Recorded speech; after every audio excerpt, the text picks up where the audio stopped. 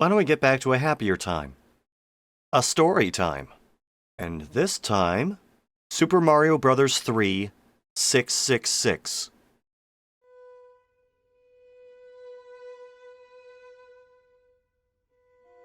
February 14th, 1990. My favorite game, Super Mario Bros. 3, already have more than 800 copies after its release. What? Do I have 800 copies of this game? And my parents bought one for me. But before I can have the chance to play, we have to watch the news. We saw a shocking news yesterday. An employee was missing from the Nintendo factory. Nintendo factory. Not much was known about the employee, but the only thing the police knew is that the employee is working on the Super Mario Bros. 3 section.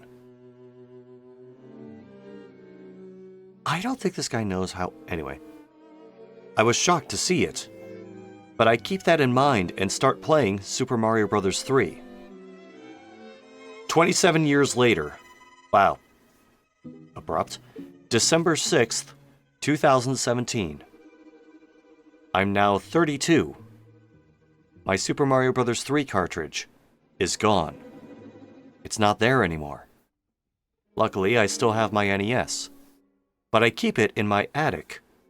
Still a fan of Mario, and I play newer games like Super Mario 3D World, Mario Kart 8, etc. I went to a different game store that I've never went to buy the Nintendo Switch and Mario Kart 8 Deluxe. After I got the Nintendo Switch and Mario Kart 8 Deluxe, I noticed an almost empty classic games section. There was nothing there except for Super Mario Bros. 3. There is just one in stock. It is my old favorite that I want to play again, so I grabbed the game and put the three things, including Super Mario Bros. 3, on the counter. Yep, that's implied, thank you. The counter employee normally checked the price and put it in the bag for the Nintendo Switch and the MK8 Deluxe. But when the counter employee saw Super Mario Bros. 3 box, she was shocked.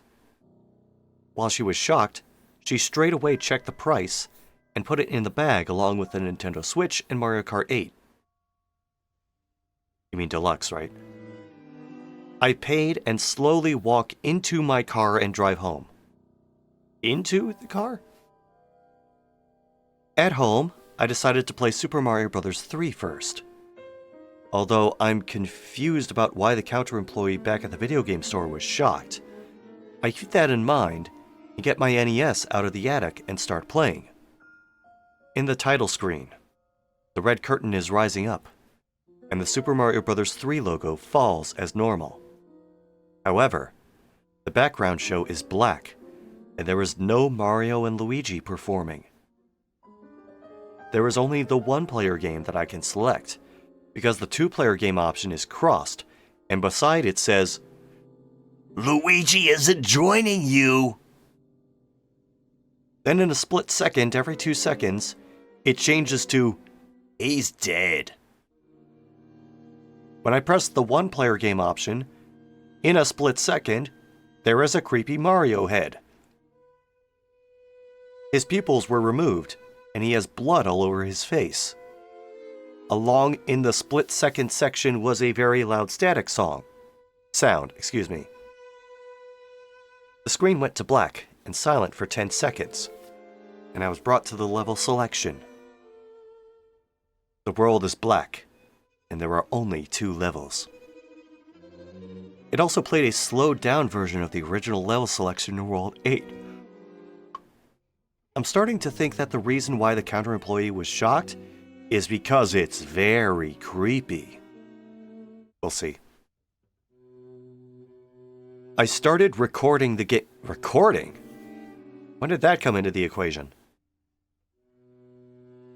When I started the first level, I started in the hallway and start walking in the hallway. In this level, it plays the slowed and reversed version of the castle theme. After walking for 21 seconds, I'm starting to see blood in the wall and the floor. Not on the floor. Anyway. A text started flashing anywhere on the screen saying, "It's me, the devil." After reaching the door at the end of the hallway, the screen went black for 6 seconds. Then, I was brought back to the level selection. This time, level 2 was unlocked, and the music was now reversed. I played level 2, and it's just black emptiness with an extremely creepy music playing and unlimited time limit. There is another flashing text saying, "Sacrifice him."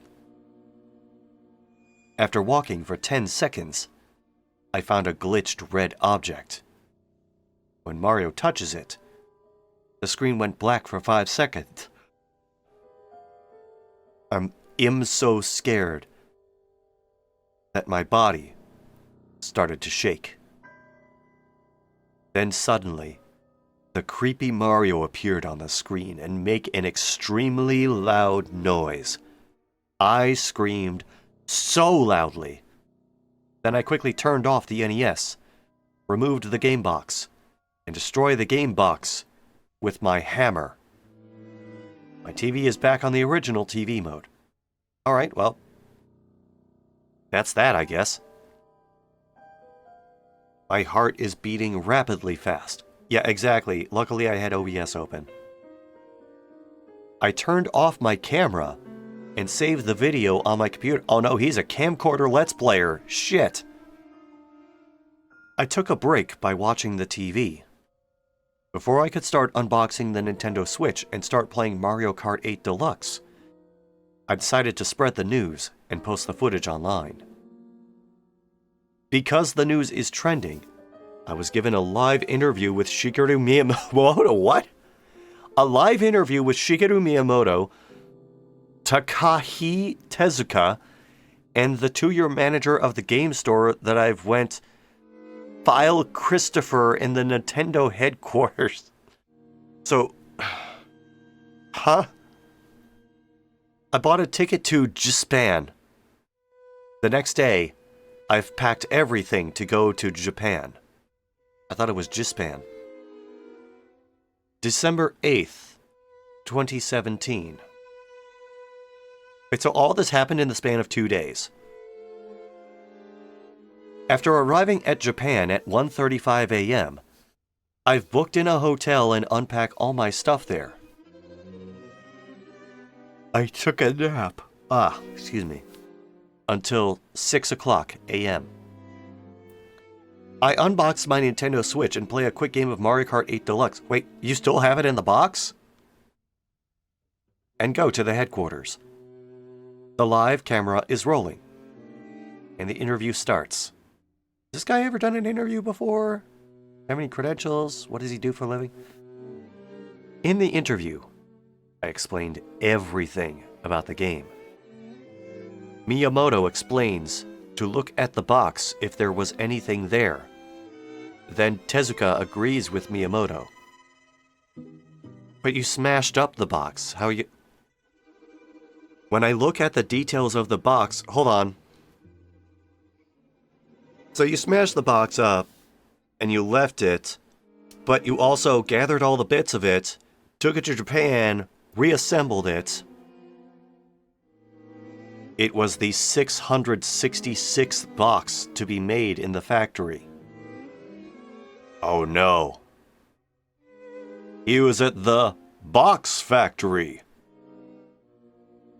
It's not just familiar about the Devil's Number, but is also familiar with the missing employee incident 27 years ago. Miyamoto still remembers that, and confirms that the name for the employee was Jonathan Gregoryson. Christopher made a theory that Gregory stabbed... Hold on, I thought it was Gregoryson. Christopher made a theory that Gregory grabbed one of the box in the factory and hiddenly went home. He edited the game and put it on a random person's mailbox and sacrifices himself. What? Oh, this is not helping my cough. Then, the random person waited for 27 years and decided to put the video game in our video game store, and the counter employee always have an eye on that. We once have an incident that a kid is going to buy the hacked Super Mario Bros. 3, and counter employee is worried that the game is hacked, so he throws the box. What, like throws it at the child? The kid starts crying and the counter employee gets fired. Then he was replaced by a woman who also knows the incident. So assuming this is true, counter employee knew about this shit and just sold you the game anyway. After that incident, lots of people think that what the previous counter is thinking is true. Wait, the counter is thinking? Everyone knows it except you, because you're busy playing video games, and when you're buying the game, the new counter employee was shocked that you're gonna buy that. However, she decided not to get fired, so she did her job. So, are we as a second person? But it goes back to first person. I'm still confused why Gregory chose number 666, why he is doing it, and why he sacrifices. Why does Gregory sacrifice? Tezuka think that during Gregory's job, he gets possessed by a devil. What? Oh, this is an amazing final line. That is one creepy backstory. He ended the story by glazing himself for his own shitty horror story.